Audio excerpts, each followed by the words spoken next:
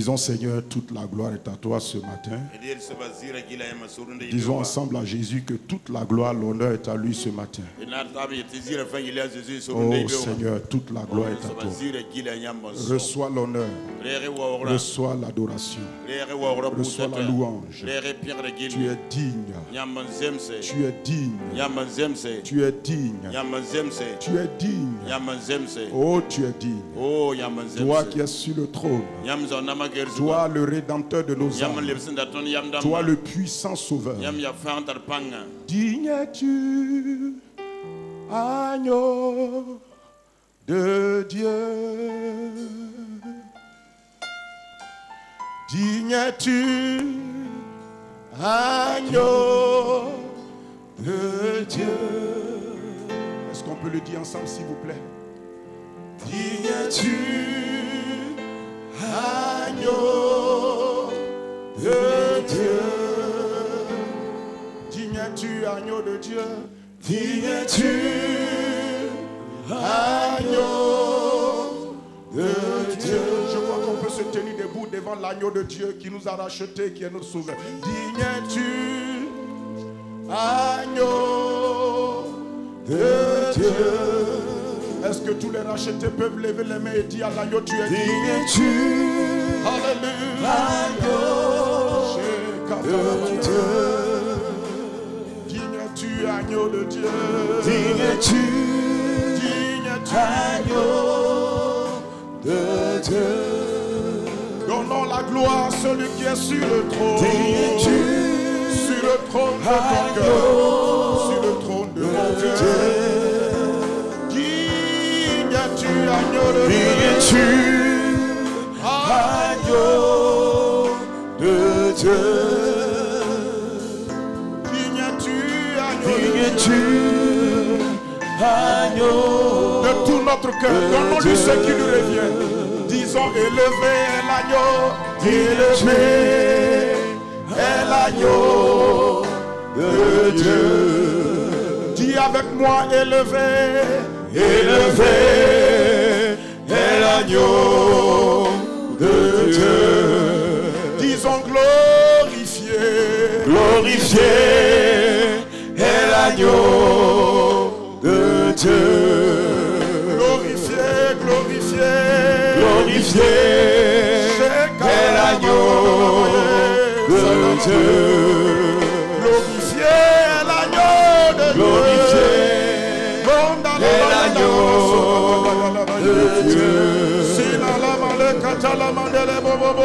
Glorifié est l'agneau de Dieu. Glorifié est l'agneau. Glorifié est l'agneau de Dieu. Adoré est l'agneau. Adoré est l'agneau de Dieu. Adore l'agneau ce matin. Adoré est l'agneau de Dieu. Adoré, adoré est l'agneau de Dieu. Disons-le ensemble de tout notre cœur. Adoré est l'agneau de Dieu. Parle à l'agneau de Dieu s'il te plaît. Parle-lui en esprit s'il te plaît. Parle-lui avec la langue qu'il t'a donnée. Shekandalabado rasekete mariataka. Zindo la kabaya darabazon. Takiko kabradi la skati la baoto. Jindo baginda la gez kubradi la katariandus. Dos gibra dalagandos ki akabradi la skuta brahanda. Shina la mawe kadalabazande le bozi kadalabaye. Simbandele bogodolobo sandalabaye. Chandalabaye gelabazandalabaya. Oui, reçois l'adoration, reçois l'honneur, Seigneur. Toi qui es sur le trône, toi qui es élevé, toi qui es glorifié, toi qui es élevé. Tu es l'agneau de Dieu, nous t'adorons, nous te célébrons, nous te magnifions, nous nous réjouissons en toi, Seigneur notre Dieu. Oui, agneau de Dieu, glorifié est l'agneau de Dieu. Glorifié est l'agneau de Dieu. Seigneur, merci pour ta présence. Merci pour ta réalité. Merci pour ta vérité. Ce matin, nous nous tenons dans ta présence. Il n'y a aucun doute que tu es ici. Il n'y a aucun doute que tu es en chacun d'entre nous. Jésus, puissant sauveur, toi qui nous donnas le Saint-Esprit, glorifie-toi toi-même ce matin. Prouve encore que tu es le Dieu qui nous donne de nous lever, de briller et de répandre la gloire de Dieu sur la terre. Ce matin, règne sur le cœur de chacun d'entre nous. Démontre ta majesté. Démontre ta grandeur. Démontre que toute la gloire est à toi. Merci Seigneur Jésus pour ton Esprit Saint qui nous conduit dans toute ta vérité. Amen. Amen. Amen. Amen. Tu peux donner une offrande d'acclamation au Seigneur, t'asseoir.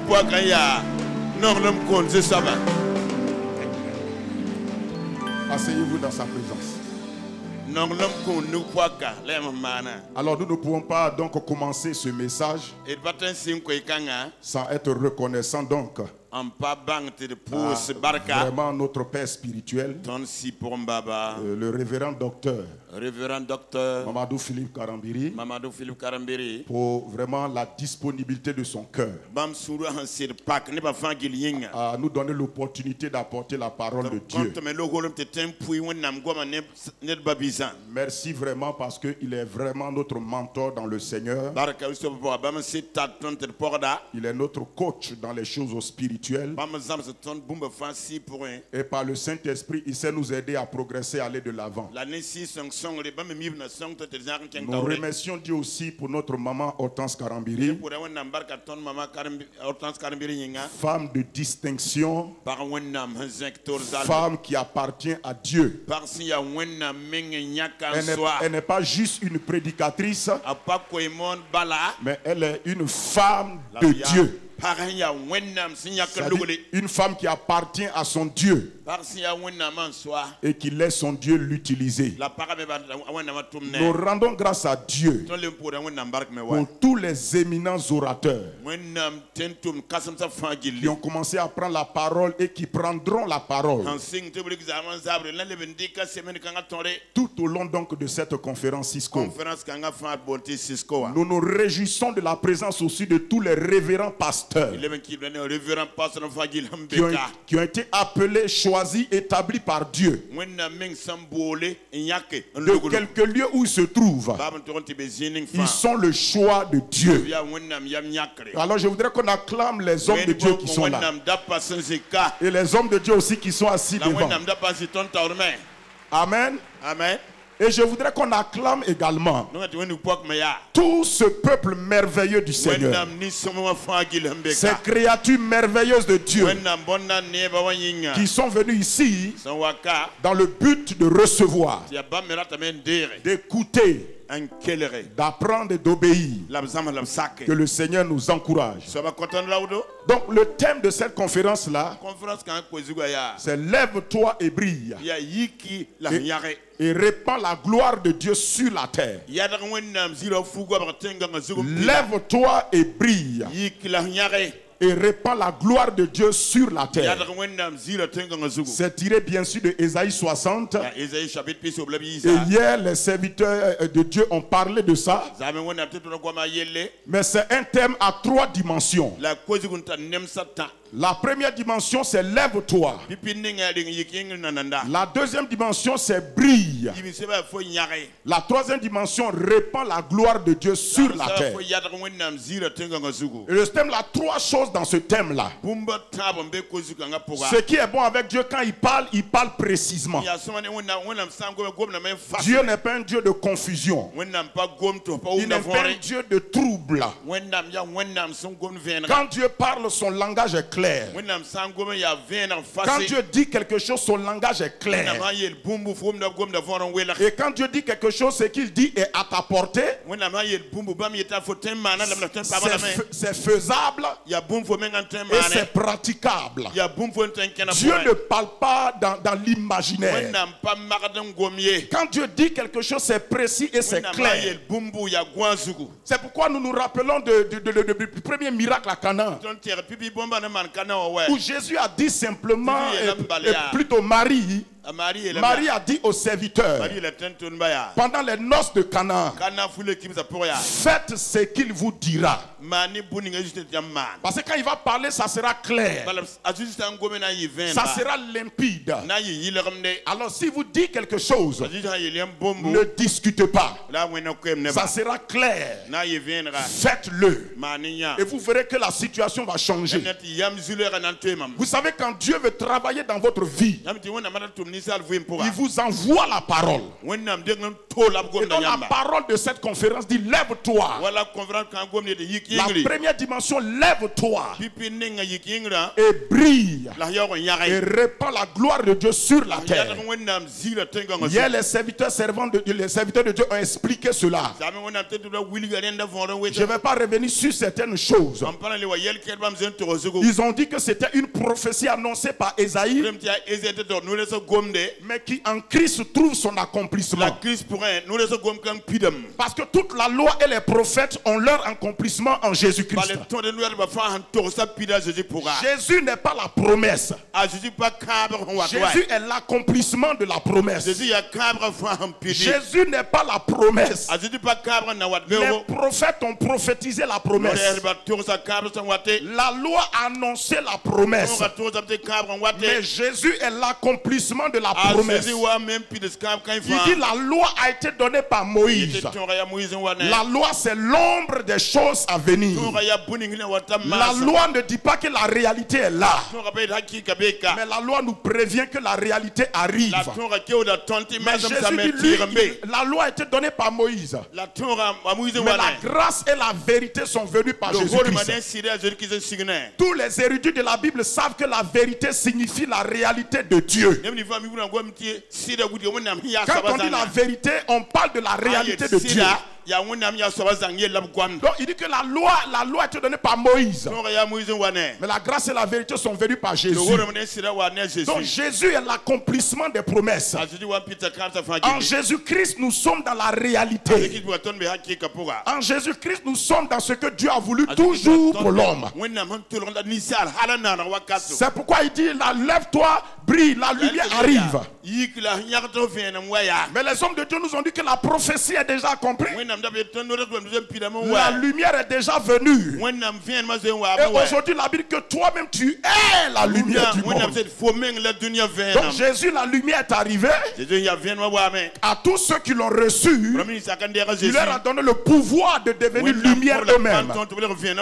C'est pourquoi Dieu est le Père des lumières, en qui il n'y a point de changement ni ombre de variation.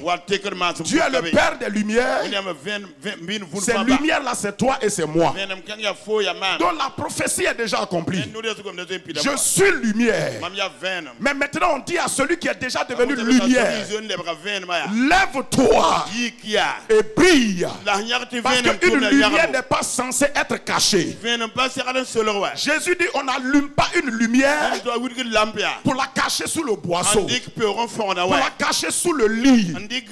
Mais on place la lumière sur le chandelier. afin qu'elle brille, pour que tout le monde profite de la lumière. La mission d'une lumière, c'est de briller. L'onction d'une lumière, c'est de briller. La capacité d'une lumière, c'est de briller. Une lumière qui ne brille pas n'est pas une lumière. Toute lumière doit briller. Et il dit la lumière est comme une ville située sur la montagne. Elle est placée de manière stratégique, de sorte que tous ceux qui sont dans la ville, de quelque côté qu'ils se trouvent, de quelques lieux qu'ils sont, ils voient cette ville située sur la montagne. Vous savez, quand vous allez dans plusieurs pays, vous voyez des villes sur des montagnes. Et de quelques endroits où vous voyez cette ville-là. C'est ça l'expression de la lumière. Il dit lève-toi et brille. Donc tu es déjà lumière. Je ne suis pas venu te dire de devenir lumière. Tu es déjà lumière. Arrêtons de retarder la parole de Dieu dans notre vie. On retarde la parole dans notre vie quand on n'accepte pas ce qu'elle dit que nous sommes déjà. Acceptez ce que Dieu dit et les choses vont aller vite. Au lieu de perdre ton temps à chercher à devenir lumière, déclare déjà que tu es lumière. Maintenant ici, il ne s'agit pas de faire de toi une lumière. Il s'agit de t'amener à te lever et à briller. Et maintenant, répand la gloire de Dieu sur la terre. Les deux premières parties de ce thème nous concernent. La troisième partie de ce thème ne te concerne pas. Ça concerne le monde, la terre. C'est pourquoi il dit, toi lève-toi. Toi brille. Maintenant amène la gloire qui brille en toi là sur la terre. C'est vrai que nous sommes plusieurs ici en train d'écouter la parole de Dieu. Mais le thème de cette conférence n'est pas général. Le thème de cette conférence n'est pas global. Ce n'est pas un thème collectif. C'est un thème personnalisé. Dieu te dit, toi lève-toi. Homme de Dieu, lève-toi. Groupe musical, lève-toi. Service d'ordre, lève-toi. Femme de destinée, lève-toi. Dieu parle de toi et de moi. La parole de Dieu peut être annoncée, mais elle s'adresse à des individus. Écoutez-moi, frères et sœurs. C'est pourquoi si 100 personnes veulent s'asseoir, mais une seule personne veut se lever, Dieu travaillera avec cette seule personne. Dieu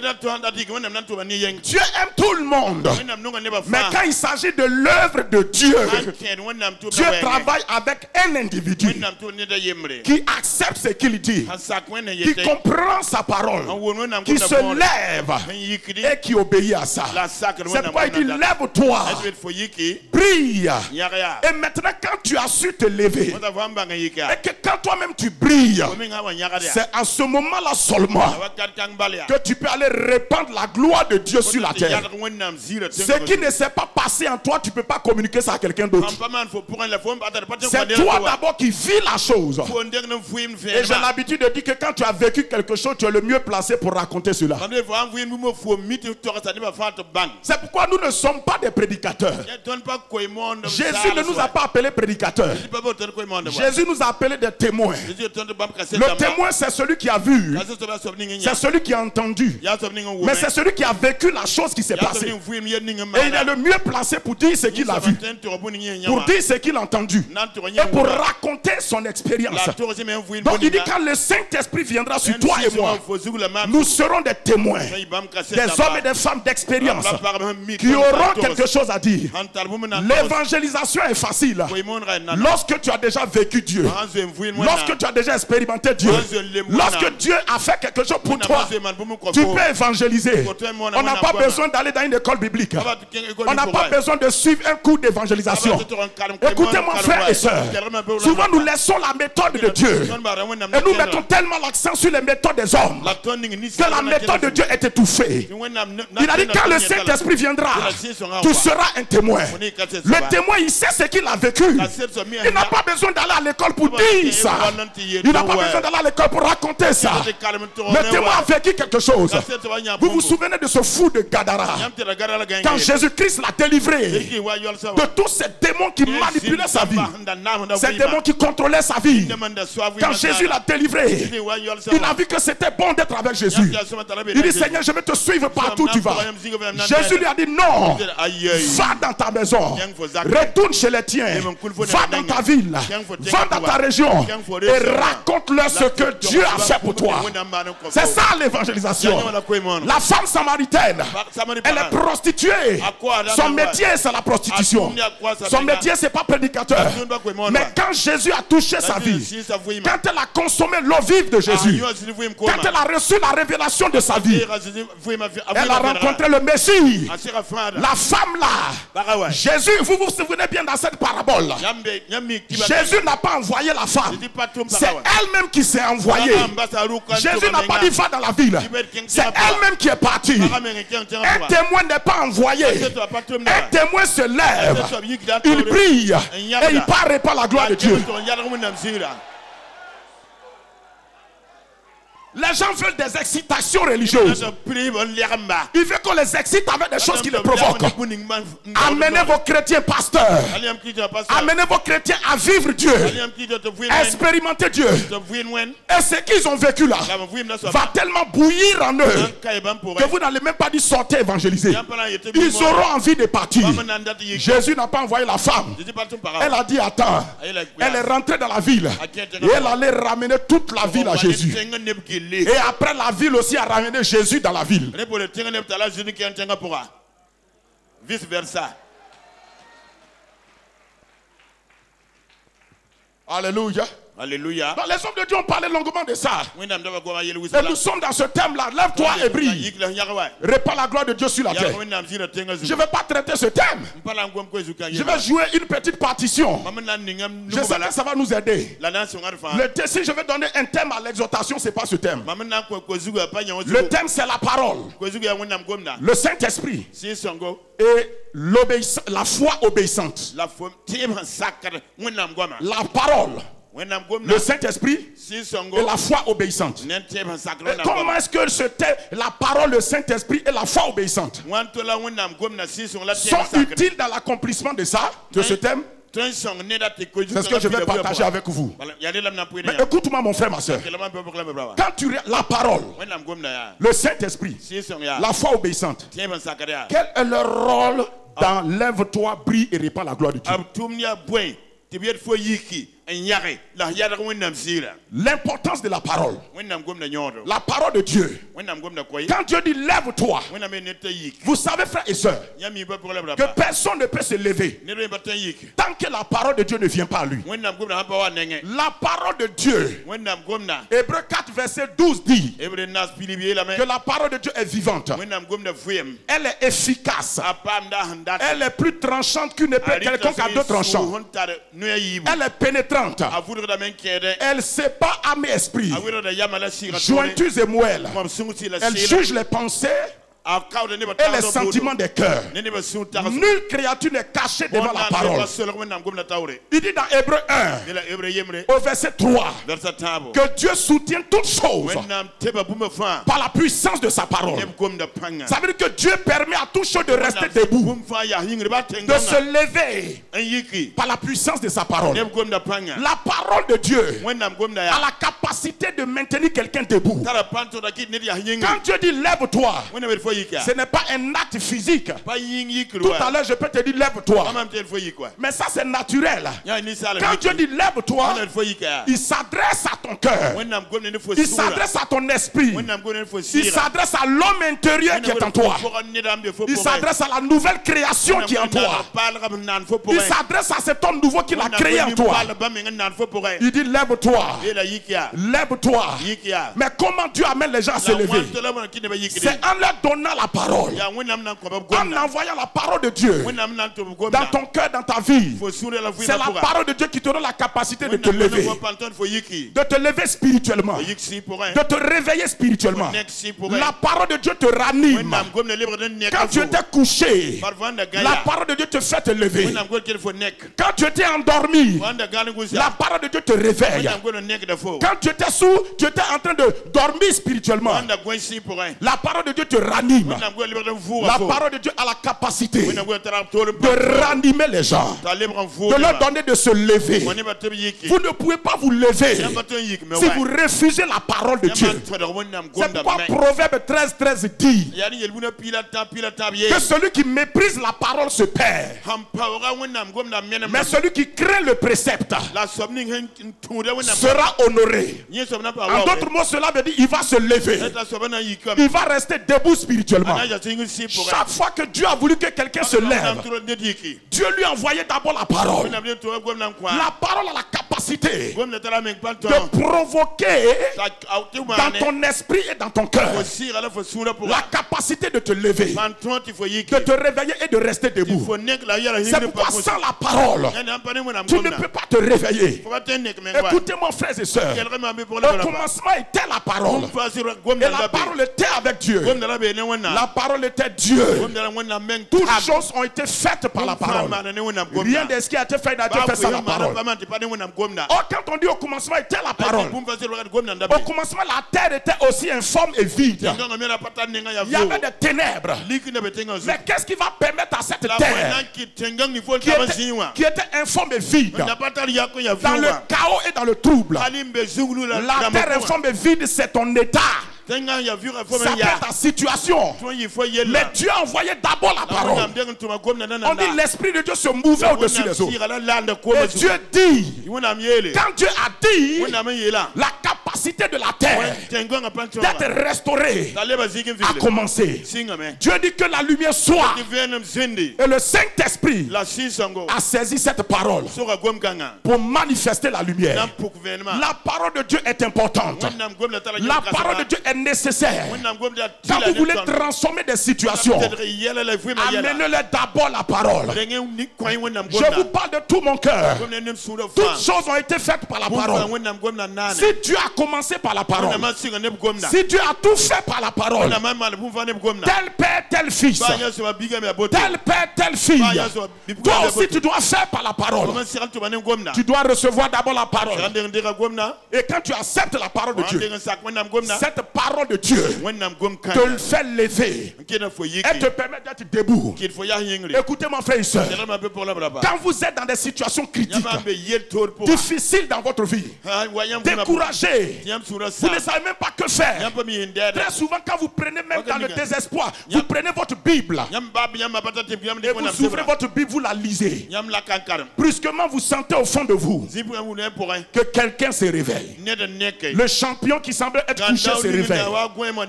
Le vainqueur qui semble être couché se réveille. En tout cas, je ne sais pas si tu l'as vécu une fois, mais chaque fois que je rentre en contact avec la parole, j'ai l'impression qu'elle réveille quelque chose en moi. Elle ranime quelque chose en moi. Il n'y a pas quelqu'un qui est découragé et qui rentre en contact avec la parole et qui reste dans son découragement. Il n'y a personne qui soit désespéré, qui rentre en contact avec la parole et qui reste dans le désespoir. Il n'y a personne qui soit malade, qui rentre en contact avec la parole et qui n'est pas renouvelé dans la guérison. La parole de Dieu transporte la réalité de Dieu, à la capacité de te restaurer, de te réénergiser, de te permettre de te lever. C'est pourquoi Satan fait tout pour que la parole reste loin de nous. Quand on dit lève-toi, laisse la parole d'abord venir en toi. C'est la parole qui est le moyen par lequel on se lève. Même quand tu te réveilles le matin et tu sembles vouloir affronter une journée où tu es déjà découragé, quand tu as le réflexe d'ouvrir ta Bible et de lire la parole de Dieu, en un instant, le Saint-Esprit va commencer à te dire des choses qui vont te guérir pour le reste de la journée, qui vont te restaurer pour le reste de la journée. Qui a déjà vécu cette expérience? C'est ça la parole de Dieu. La parole de Dieu fait lever tout ce qui était couché. La parole de Dieu fait lever tout ce qui était couché. C'est pourquoi cette parole, lève-toi et brille. Il y a deux choses. Quand Dieu dit à quelqu'un lève-toi et brille, il y a deux choses. Premièrement, la personne est dans une situation. Ce que Dieu recherche, c'est de faire sortir la personne de sa situation. Mais la deuxième chose, Dieu ne veut pas seulement te faire sortir de ta situation. Il veut te faire rentrer dans lui sa situation. Il te fait sortir de quelque chose, mais il veut te faire entrer dans quelque chose que lui, il veut voir se manifester dans ta vie. Parce que même si les situations ont leur projet contre ta vie, mais le Dieu vivant a sa volonté aussi pour ta vie. Donc Dieu veut te sortir de la situation et te faire rentrer dans ce que lui veut, dans les projets de son cœur, dans les buts de son cœur. Alors frères et sœurs, c'est la parole de Dieu en moi qui me permet de me lever. C'est pourquoi chaque fois que Dieu parle à ces gens, lève-toi, ils étaient toujours dans une situation. Prenons le cas de Josué. Josué, son père spirituel est mort. Le père spirituel qui l'envoyait et il gagnait des batailles. Le père spirituel qu'il aimait beaucoup. Un jour, Moïse est mort. Et Josué a commencé à se décourager et pleurer. Dieu a dit à Josué, Moïse est mon serviteur, mais il est mort. Moi-même, j'ai décidé de le prendre. J'ai accepté sa mort. Toi aussi, accepte sa mort. Mais toi, lève-toi. Josué était dans le deuil. Il était dans la tristesse. Il était découragé, brisé. Mais Dieu, pour permettre à Josué de se lever, Dieu donne à Josué la parole. Dieu n'a pas agité sa main sur Josué. Pourtant, Dieu est puissant. Dieu lui-même est l'onction. Il pouvait libérer l'onction, lever Josué. Mais pour faire sortir un homme... Oh Seigneur, aide-moi. Écoutez-moi. Il y a des choses que l'onction peut faire. L'onction peut briser le joug. L'onction peut briser le pouvoir de la maladie. Mais quand il s'agit du découragement qui est lié à l'état de ton cœur,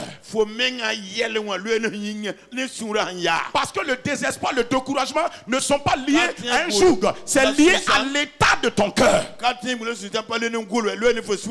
L'onction comme ça peut te faire pas sortir de là. Il faut que la parole vienne d'abord. La parole va te reconstituer. La parole va t'encourager. La parole va te sortir de cette mentalité de misère. La parole va te sortir de cette mentalité de pauvreté, de destruction. Donc Dieu veut enlever la tristesse dans le cœur de son serviteur Josué. Dieu veut enlever le découragement en lui.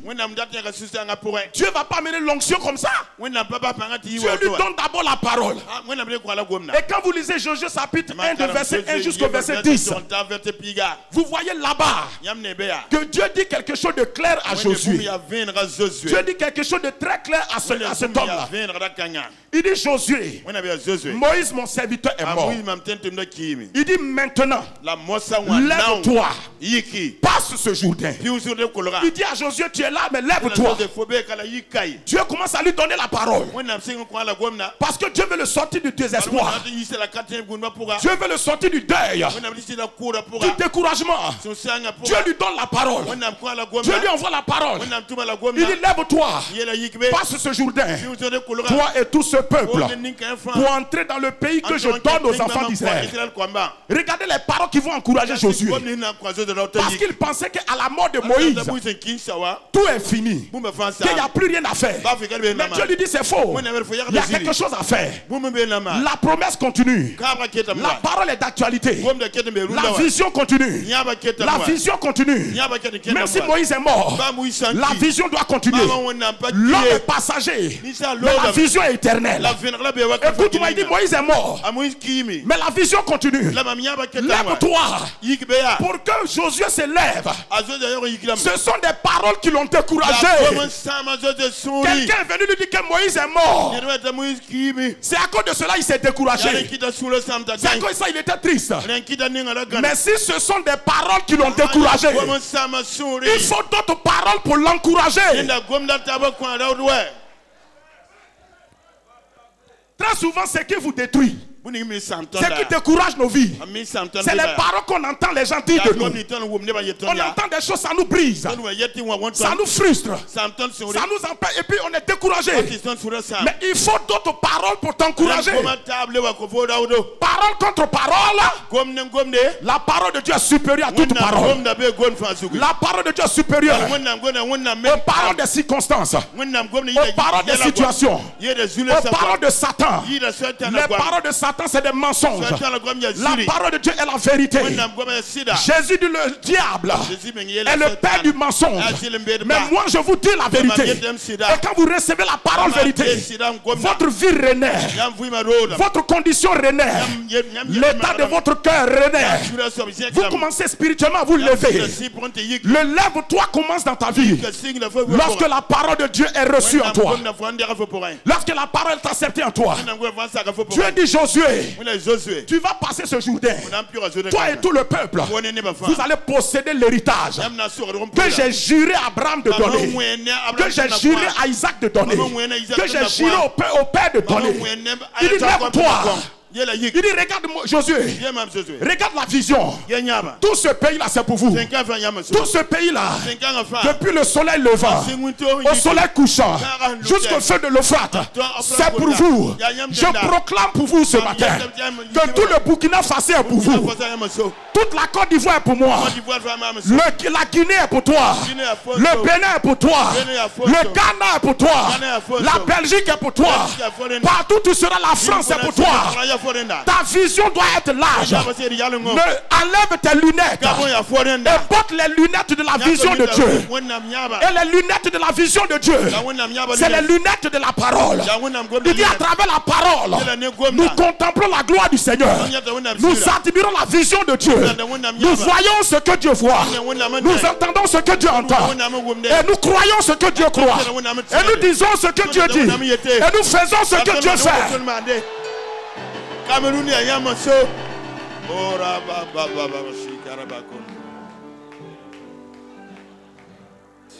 Shagabagam takarabahanda. Subragidas kabahanda. Il dit Josué, lève-toi. Il dit écoute-moi. Ne t'épouvante pas. Ne t'effraie pas. Je suis avec toi tous les jours de ta vie. Il dit nul ne tiendra devant toi tant que tu vivras. Comment Dieu peut parler un tel homme pour dire que tant que tu vivras, personne ne pourra tenir devant toi. Et je vous pose la question. Vous pensez qu'une telle parole, un homme qui est découragé, un homme qui est faible, et Dieu vient lui dire que personne ne tiendra devant toi tant que tu vivras. Et vous voulez qu'une telle parole décourage quelqu'un? Au contraire, ce sont des paroles qui le remontent. Ça l'encourage, ça le revigore.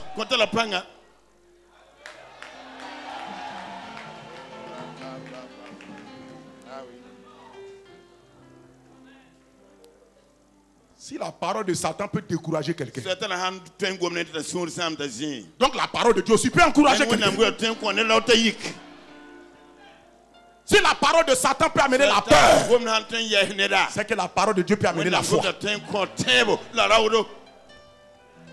Les kabradagaza d'Abahanda sikatarabaha. Mantaki brahandos.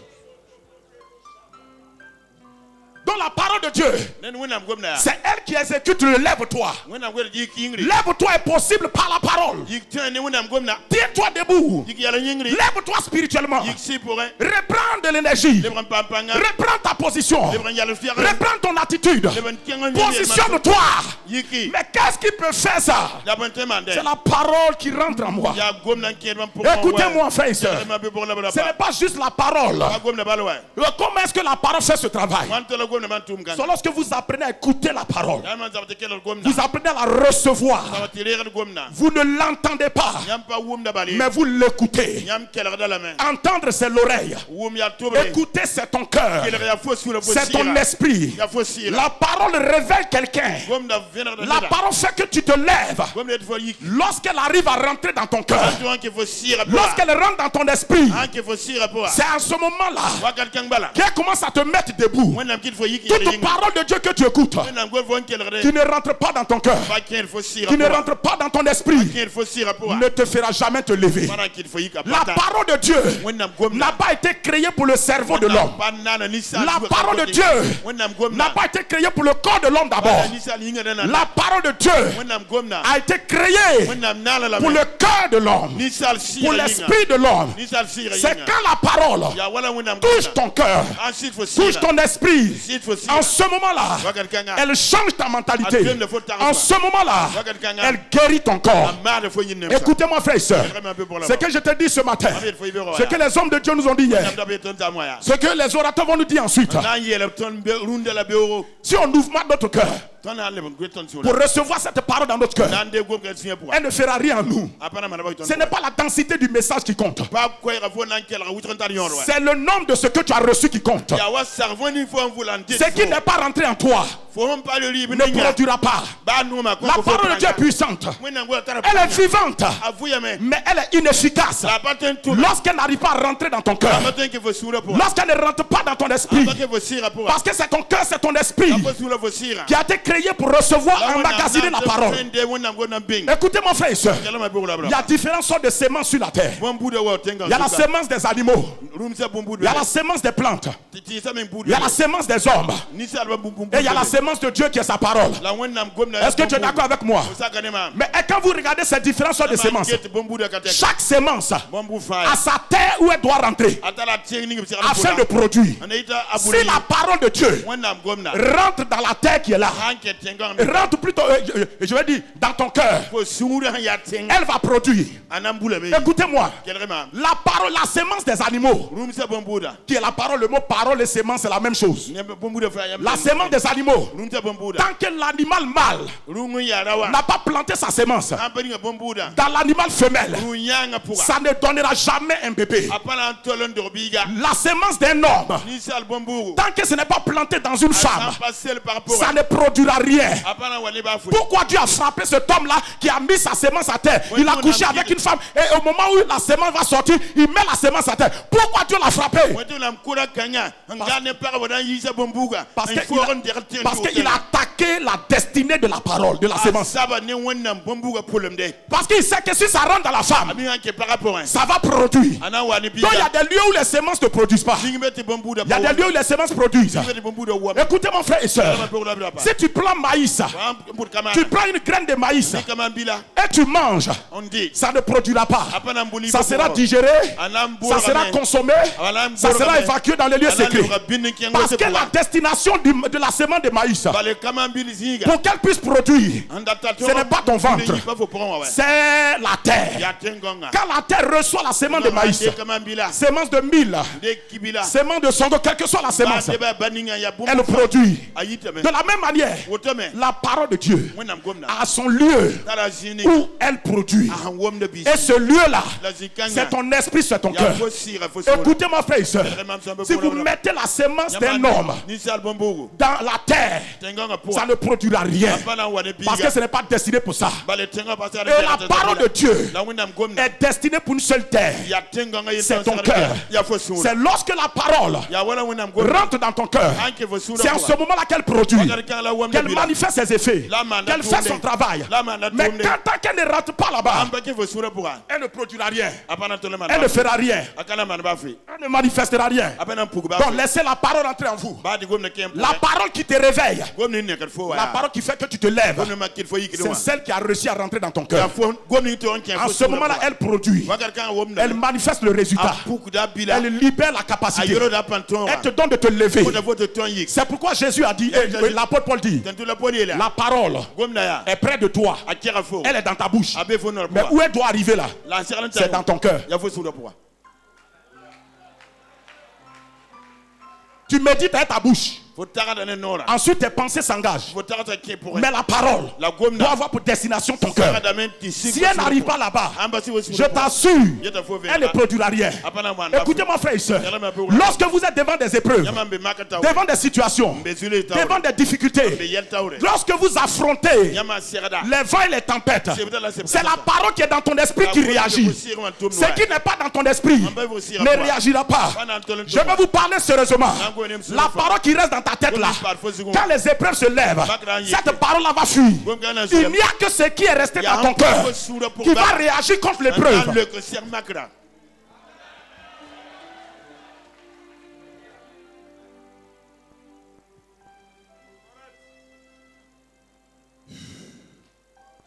C'est pourquoi avant que l'épreuve n'arrive, prends du temps pour la parole. Ouvre ton cœur à la parole. Reçois la parole. Écoute-la attentivement. Laisse-la entrer dans ton cœur. Médite-la. Dieu dit à Josué, médite-la. Médite-la. Emmagasine-la. Proclame-la. Et tu vas voir, quand cette parole est en toi, quelle que soit l'épreuve qui se lève dans ta vie, c'est ce qui est en toi qui va réagir. Ce qui est dans ta tête va fuir. Ce qui est dans ton cerveau va fuir.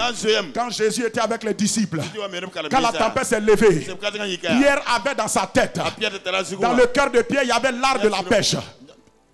Dans le cœur de Pierre, il y avait l'art de la pêche.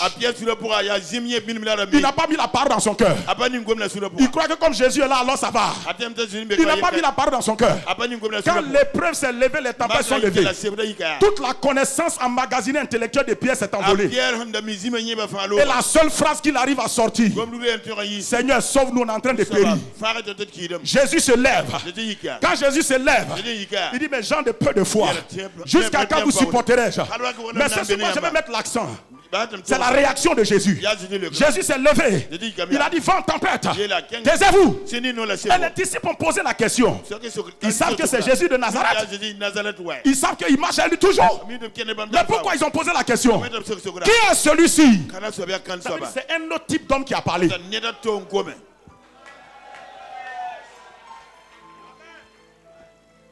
Quel est cet homme qui a parlé? C'est cet homme qui a la parole en lui. L'esprit de Jésus, le cœur de Jésus s'est levé. Quand la parole est en toi, tu ne discutes pas avec l'épreuve. Tu ne rentres pas en pourparler. Un célèbre homme de Dieu a dit, Satan n'est pas un gentleman. Satan n'est pas un gentleman. Donc il n'y a aucune manière d'entrer en pourparler avec lui. Le seul moyen de prendre les choses avec lui, c'est de le prendre par la force. Et c'est ton esprit qui peut réagir.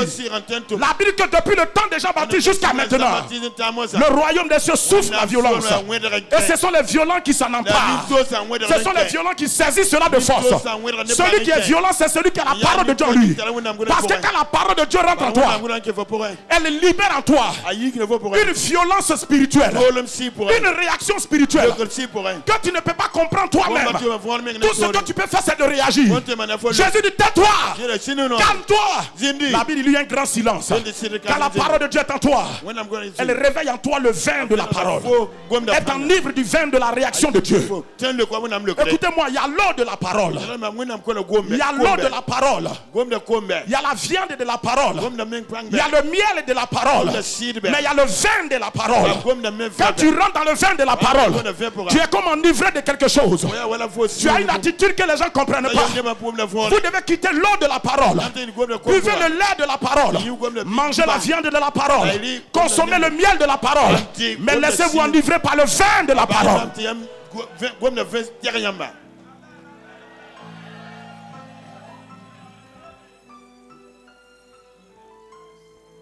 On va continuer, il n'y a pas assez de temps. Et il dit maintenant brille. Quand tu as reçu la parole, qui va te faire briller?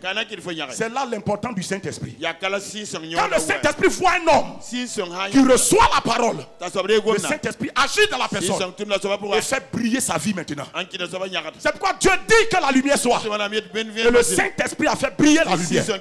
Quand vous recevez la victoire de la parole, la foi de la parole, les miracles de la parole, vous recevez ce que la parole vous dit. Le Saint-Esprit agit sur la parole et fait briller ta vie. Tu ne peux pas te lever sans la parole. Tu ne peux pas briller sans l'action du Saint-Esprit sur la parole de Dieu qui est en toi. Parce que le Saint-Esprit, quand on dit brille là, il faut briller de la présence de Dieu, briller de la gloire de Dieu, briller de la lumière de Dieu. Et le Saint-Esprit représente quatre réalités en Dieu. Le Saint-Esprit est la présence de Dieu. Le Saint-Esprit est la puissance de Dieu. Le Saint-Esprit est la gloire de Dieu.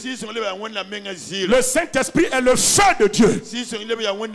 Le Saint-Esprit, selon Acte 1, verset 8, est la présence et la puissance de Dieu qui vient en toi. Mais dans Romains 6 au verset 4, le Saint-Esprit est la gloire de Dieu qui a ressuscité Jésus des morts. Et dans Acte 2 au verset 3, 4, il dit là-bas que le Saint-Esprit est descendu comme des langues de feu. Donc dans le Saint-Esprit, quand le Saint-Esprit est en toi, tu dois briller de la présence de Dieu, briller de la puissance de Dieu, briller de la gloire de Dieu, et briller du feu de Dieu, du feu de Dieu, du feu de Dieu.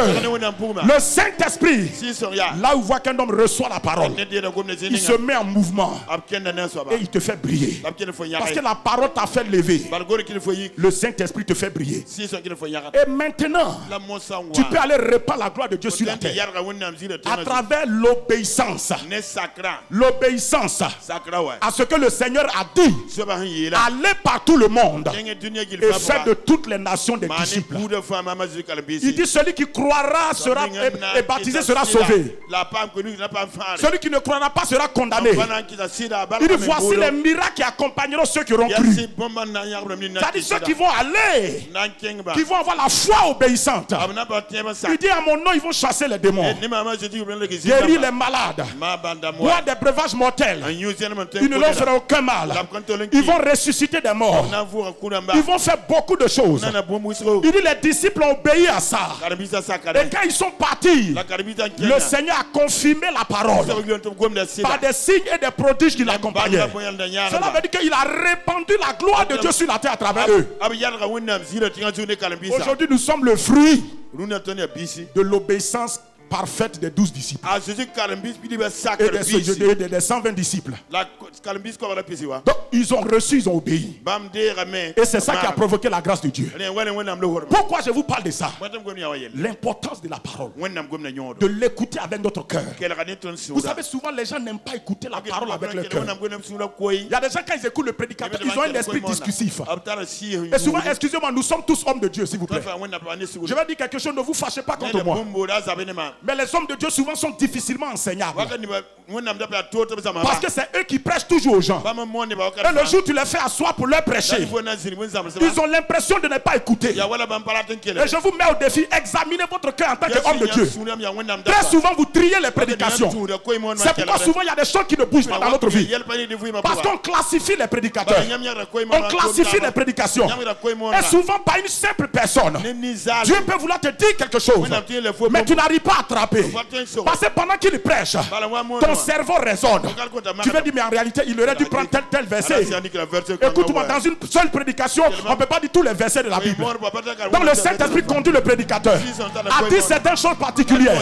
Les versets que tu connais là, il faut les garder.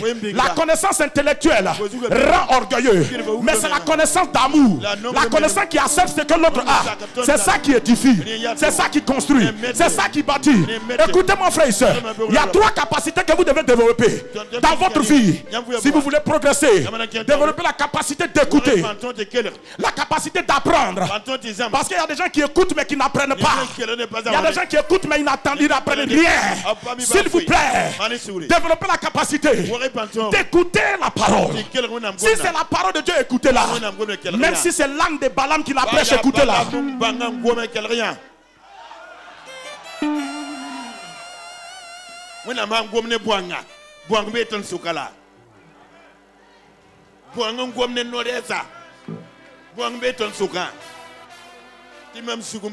J'allais développer 3 choses. Quand vous êtes assis devant quelqu'un, un prédicateur, il y a 3 choses qu'il faut développer. Capacité d'écouter avec ton cœur, non pas avec ton oreille, ni ta tête. La tête réfléchit trop, elle résonne trop. Mais le cœur croit la parole, comprend la parole, agit selon la parole, écoutez la parole. Deuxième chose, développer la capacité d'apprendre. Dans ce qu'on prêche, dans la Bible que vous lisez, cherchez à ce que Dieu vous apprenne quelque chose toujours. Un homme qui n'est pas enseignable ne sera pas enseigné. C'est pourquoi vous ne comprenez pas, le Saint-Esprit n'enseigne pas certaines personnes. Ce n'est pas parce qu'il n'a pas envie de t'enseigner. Parce que quand il te regarde, tu n'es pas prêt à être enseigné. J'ai dit bien, il y a 3 choses, hein, n'est-ce pas? La troisième chose, c'est quoi? Développer la capacité. Lorsque vous avez écouté, lorsque vous avez appris, la capacité de mettre en pratique, d'obéir à ce qu'on vous a dit. Et vous allez voir. Et vous allez voir. Le Saint-Esprit travaille de la sorte. Il opère comme ça. Il agit comme ça. Quand vous laissez la parole dans votre cœur, le Saint-Esprit va commencer à faire briller votre vie. Vous-même, vous serez étonné des métamorphoses, de la transformation, du changement qui se passe dans votre vie. C'est l'œuvre du Saint-Esprit. Il te transforme de gloire en gloire, de métamorphose en métamorphose. Il te fait passer d'une condition à une autre condition, d'un état à un autre état. Le Saint-Esprit est comme ça. Il attend que tu te lèves avec la parole et il va faire briller ta vie. Et à travers toi, il répand la gloire de Dieu. Les disciples l'ont fait. L'apôtre Paul, dans l'église d'Éphèse, l'apôtre Paul l'a fait. On dit Paul a pris 12 personnes. Il leur enseignait la parole. Quand il les enseignait la parole, leur homme intérieur a commencé à se lever. Et le Saint-Esprit a commencé à agir en eux. Ils ont été transformés, métamorphosés. Au bout de 2 ans, la Bible que toute l'Asie, les Juifs et les Grecs, ont entendu la parole du Seigneur. Et la Bible dit dans Actes 19, verset 20, que la parole de Dieu croissait en puissance et en force. En puissance et en force. À partir d'un apôtre et de 12 personnes qui ont reçu la parole, qui ont laissé le Saint-Esprit opérer sur eux. Avec la parole, leur vie a commencé à briller. Et ils sont allés répandre la parole. Et la parole de Dieu a commencé à grandir. Les magiciens ont commencé à tomber. Les occultismes ont été renversés. Ceux qui pratiquaient les choses bizarres ont commencé à se repentir. La parole de Dieu a tellement grandi que ceux qui voulaient copier la parole sans être nés de la parole ont été humiliés. Je commande ce matin que dans nos nations, que dans nos vies, que dans nos villes, que ceux qui veulent ridiculiser la parole de Dieu soient écroulés au nom de Jésus. Au nom de Jésus-Christ. Que ceux qui veulent ridiculiser la parole, ceux qui veulent humilier la parole de Dieu, soient eux-mêmes mis dans la honte. Qu'ils soient dans le probe. Au nom de Jésus-Christ. Au nom de Jésus-Christ. Là où il y a la parole, le Saint-Esprit fait briller les vies. C'est ça la nouvelle création. La nouvelle création, on était d'abord mort dans nos péchés. Donc on était couché. On était mort. Qu'est-ce qui nous a réveillés? La sémence vivante, incorruptible, permanente, de la parole de Dieu qu'on a reçue, nous a mis debout. Nous a mis debout. Et le Saint-Esprit est venu. Et il a créé un homme nouveau en nous. Il nous a fait sortir des ténèbres pour nous faire passer dans la lumière. De Satan à Dieu, du temple de démons. On a vu le temple de Dieu. On était malade. Maintenant on est guéri. Le Saint-Esprit a fait ce travail. La nouvelle création est une combinaison justifiée de la parole reçue par un homme qui était mort et de la puissance du Saint-Esprit qui l'a ramené à la vie. La parole l'a reconstitué, mais le Saint-Esprit l'a ramené à la vie. Ézéchiel 47, Dieu dit Ézéchiel, plutôt Ézéchiel 37, il dit Ézéchiel, tu vois ces ossements desséchés, ils sont morts, ils sont désespérés, leur vie est découragée. Mais Ézéchiel n'envoie pas l'onction, n'envoie pas l'esprit. Un homme qui reçoit l'onction et l'esprit sans la parole, il recevra une action spontanée, mais pas une transformation continue.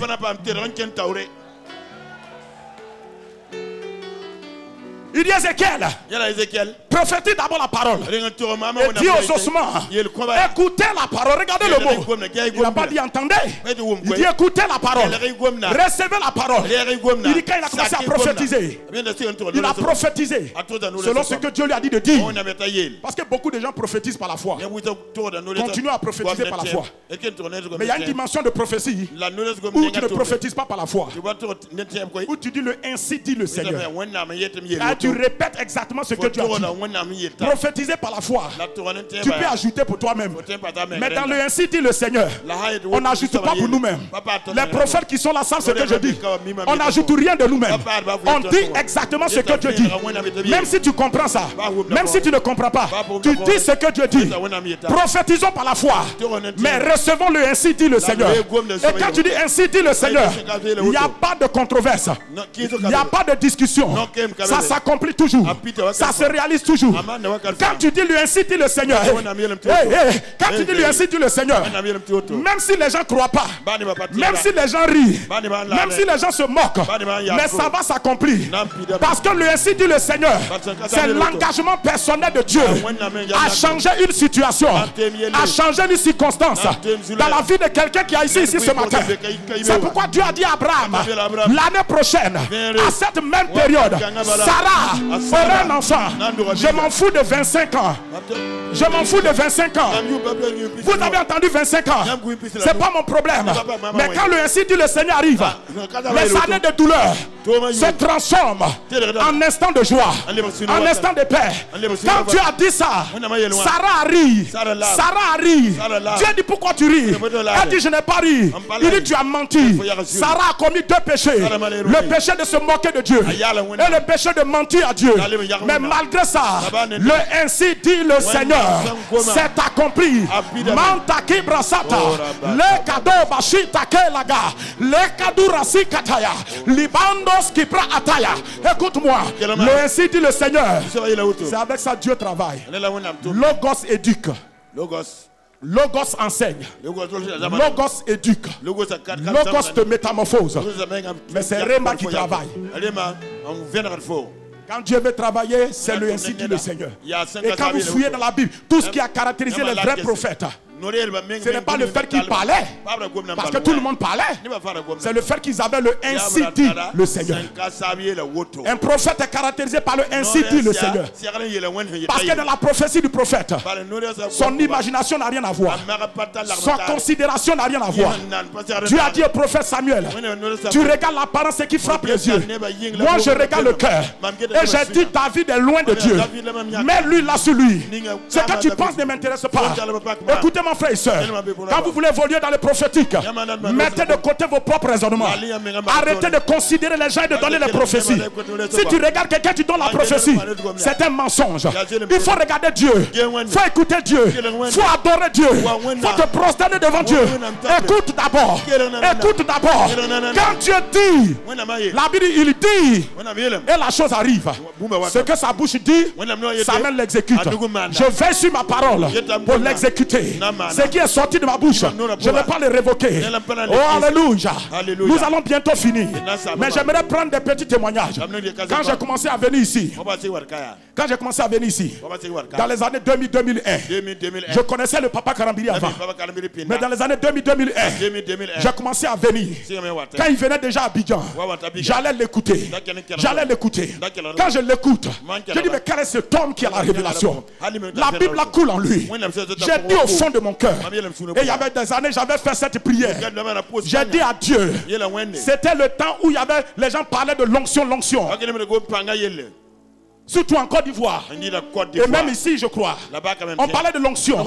Et ce sur quoi les gens mettaient l'accent, c'était la tombologie de l'onction. Le fait que les gens tombent. Quand les gens ne tombent pas dans tes réunions, on dit tu n'as pas l'onction. Mais quand les gens tombent, on dit cet homme de Dieu a l'onction. Alors mon frère et ma soeur, est-ce que tu m'écoutes bien? Alors nous tous on voulait ça. Même moment je me suis arrêté. J'ai dit à Dieu, je ne veux pas l'onction qui fait tomber juste les gens. Je veux l'onction qui transforme la vie des gens. Je veux que les gens soient transformés quand ils m'écoutent. Écoutez mon frère et soeur, j'ai fait cette prière et je l'avais même oublié. Et quand j'ai commencé à écouter le papa, j'ai dit mais voilà quelqu'un qui dit ce que je recherche, la réalité de la parole. Et j'ai commencé à le suivre. J'ai commencé à venir ici, à m'asseoir, écouter. Écoutez-moi attentivement. J'ai commencé à l'écouter. Je l'écoute de tout mon cœur. Je prends les messages, j'écris. Mais quand j'arrive à la maison, c'est que les cassettes là, Et ce que j'ai écrit, je médite, je remédite. Je vais vous dire quelque chose. La Bible dit que le secret des hommes se trouve dans leur histoire. Si tu veux connaître le secret des hommes, étudie leur histoire, tu vas découvrir leur secret. Alors mon frère, quand j'ai commencé à écouter, j'ai laissé la parole rentrer en moi. Et souvent quand on vient, on est assis ici. Et quand il finit de séminaire, il vient, il nous regarde. Et il commence à rire. Il dit que je sais que j'ai mis votre cerveau, votre cœur en ébullition. Vous êtes comme dérangé, vous ne comprenez pas. Et il rit. Et je lui dis, mais papa, comment tu fais? Il dit, mon fils, va méditer la parole. Prends les CD. Laisse la parole entrer en toi. Il m'a dit, Dieu ne fait rien sans sa parole. Il dit, ne trompe pas les gens qui viennent te voir. Donne-leur d'abord la parole avant de prier pour eux. Et tu vas voir que même s'ils quittent ta présence, mais Dieu continue à travailler dans leur vie. Parce que la parole continue à agir. Même si tu dors, tu te réveilles, la parole travaille. Et alors j'ai commencé à écouter. Et il y a des moments, écoutez-moi, je peux prendre un seul message de papa. Je reste tout un mois là-dessus. Je reste un mois là-dessus. Je n'ai pas la démangeaison de prédication. Je veux la révélation des mystères. Il dit la révélation est claire. Quand un homme est éclairé, il a l'intelligence. Donc j'ai dit Seigneur, je veux ça. J'ai commencé à méditer. Méditer brusquement. Et il m'a dit un jour, quand le déclic va se passer en toi, tu sauras. Et un jour, j'ai commencé à sentir que quelque chose se réveille en moi. La révélation de la parole. Quand j'ouvre la Bible, j'ai l'impression que quelqu'un fait comme ça. Et je commence à voir. Ça vient. Je commence à comprendre. Je commence à saisir. J'ai dit gloire à Dieu. J'ai touché ce qu'il m'a dit. Et quand maintenant, j'ai commencé à expérimenter. Et quand j'ai commencé à voir la puissance de la parole, un jour on était à une veillée, je prêchais. Il y avait une femme qui était là. Elle avait un kyste, un fibrome là. C'était bizarre. Mais pendant que je prêchais, elle dit il y a une épée qui est rentrée dans son ventre, qui a coupé le kyste. Et c'est tombé. Mais ce n'est pas sorti. Quand elle est arrivée à la maison, elle rentre dans les toilettes. Elle voit c'est tombé comme une boule. Elle dit pendant la parole, c'est ce qui s'est passé. Il y a une soeur qui est venue, un exemple. Elle est venue. Elle traversait des difficultés. Pendant 6 mois, 3 mois, elle était là, elle pleure. Chaque dimanche quand je prêche, elle pleure. Les gens m'ont dit, mais pasteur, rencontre un peu la femme là. J'ai dit, calmez-vous, je suis en train de la rencontrer, mais vous ne savez pas. Et chaque fois elle pleure. 3 mois après, je vois qu'elle ne pleure plus. Un jour, je lui ai dit, viens ma soeur. Quand on a échangé, elle m'a dit, pasteur, quand je t'écoute, pourquoi je pleure? Parce que je disais que si j'avais l'opportunité d'écouter ces paroles avant, ma vie ne serait pas comme elle est. Mais je lui ai dit, Dieu, c'est pas trop tard. Quand tu te livres à la parole, Dieu va provoquer une autre histoire dans ta vie. Et aujourd'hui, sa vie a changé. Elle a près de 3 enfants à sa charge. En 2 années, ils ont commencé 2-3 fois son salaire. Ils lui ont donné un véhicule. Mais aujourd'hui, elle est une femme équilibrée. Elle a été, son cœur est dans la paix. Elle dit, pasteur, je suis tellement heureuse. Je rends grâce à Dieu. Ce n'est pas mon travail, c'est le travail de la parole. Et quand ça a commencé à se faire, un jour j'ai dû faire une prière, dit Seigneur, diminue un peu. Un jour j'ai prêché. J'ai prêché à une veillée. On m'a donné la parole à minuit. C'est à 5 h du matin que je me suis arrêté. Quand j'ai fini, les gens ils n'ont même pas, ils ont dit c'est même pas la peine de prier. J'ai commencé à voir la puissance de la parole. Moi-même je me suis dit Seigneur. Et j'ai dit à Dieu Seigneur, prêcher de minuit jusqu'à 5 h du matin sans s'arrêter. Et je vous dis personne ne dort. Personne ne dort. Les gens sont éveillés debout. Et ils écoutent la parole. Je dis mais qu'est-ce qui se passe? Les gens me disent mais comment tu fais? Je dis je ne sais pas. J'ai l'impression qu'on ouvre quelque chose devant moi. Et je commence à parler seulement. Je ne rends pas ce témoignage pour être orgueilleux, s'il vous plaît. C'est simplement vous dire, il n'y a aucun orgueil dans mon cœur. C'est parce que c'est une Cisco pratique. Le papa et le mentor, nous on vient pour dire les choses que nous aussi on a expérimentées en nous asseyant à ses pieds. C'est ce que j'ai voulu partager. Il y a plein de choses. Mais nous recevons cela. Alléluia. Tenons-nous debout, remercions le Seigneur. Élève ta voix, dis au Seigneur, donne-moi une nouvelle dimension d'écouter la parole. J'ai dit quoi? Donne-moi une nouvelle dimension d'écouter la parole. Faisons cette prière. Prie le Seigneur s'il te plaît. Dis Seigneur, merci pour ce que tu m'as dit ce matin. Mais je te demande la grâce d'écouter la parole de Dieu d'une nouvelle manière, d'une nouvelle dimension, avec mon esprit et mon cœur. Seigneur, je veux quand j'écoute la parole recevoir le feu, la flamme, la puissance, la révélation de cette parole en moi. Je veux qu'elle me travaille, qu'elle travaille ma vie, qu'elle travaille mon cœur, qu'elle me métamorphose et qu'elle me donne de me lever. Parce que tu as dit lève-toi, aide-moi Seigneur, fais-moi grâce d'écouter la parole de manière à ce que elle me permette de me lever devant toutes mes situations. Que le Saint-Esprit, deuxième prière, prie maintenant que le Saint-Esprit agisse sur la parole et fasse briller ta vie comme lui-même voudrait. Parle à Dieu s'il te plaît. Priez, on a 2-3 minutes pour prier, il faut prier. Prie le Seigneur. Prie le Seigneur. Prie le Seigneur. Prie le Seigneur.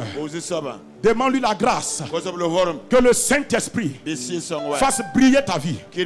On se lève par la parole, mais on brille par le Saint-Esprit qui est la présence de Dieu, la puissance de Dieu, la gloire de Dieu et le feu de Dieu en nous. Dis au Saint-Esprit que ta présence, que ton feu, que ta puissance, que ta gloire luise dans ma vie, brille dans ma vie, brille dans ma vie, et qu'à travers moi, la gloire de Christ soit répandue sur toute la terre. Je demande la grâce de me lever par la parole, la grâce de briller par le Saint-Esprit, la grâce de répandre la gloire de Dieu sur la terre par le Saint-Esprit.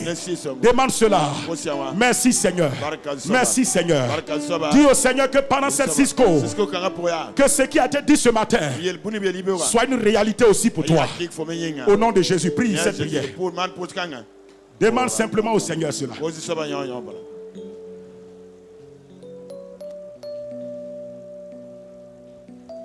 Oh, merci Seigneur.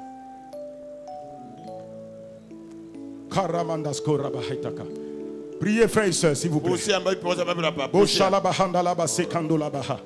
Zekado brandila kataya dalabo shakela baha. Donto koriandes cobra inas kendorias kibrahanda. Shirandos kotoro makinda. Bien-aimé, je voudrais, serviteur de Dieu, qu'on prie. La Bible que Dieu fait de ses serviteurs des flammes de feu. Je voudrais que nous tous on puisse prier chacun ici. Dis Seigneur Saint-Esprit, par la combinaison de la parole et de ta personne, fais de ma vie une flamme de feu. Élève ta voix, prions cette prière s'il vous plaît. Prie en langue avec cette prière en langue. Boshandalaba kalabase toroto kondeli gabra. Sendolo sotoko marekete. Libragado zotoko marianda skuta. Shalokate labando zokoto lipragadu sete ke maridos gadala zintuki kako kabrendelesu tarunti kiba atekelendozo di katabrade kendosku mandelebo sota kabaria yandilabo shatera katundi gibrada le pronto zeketeria tuka yasum prindigado zenduki laba atekendolo soti makete yondoski aka yikotoroto koda baze zindolakate bagidolo lakatabro tekila mande zekete yashate mapapaba shito tokoro ikatarabade laka liandos kendur gadabro lito karito kendo siprataka letu kalabazendo labasata. Au nom de Jésus nous avons prié. Que tout le monde dise Amen.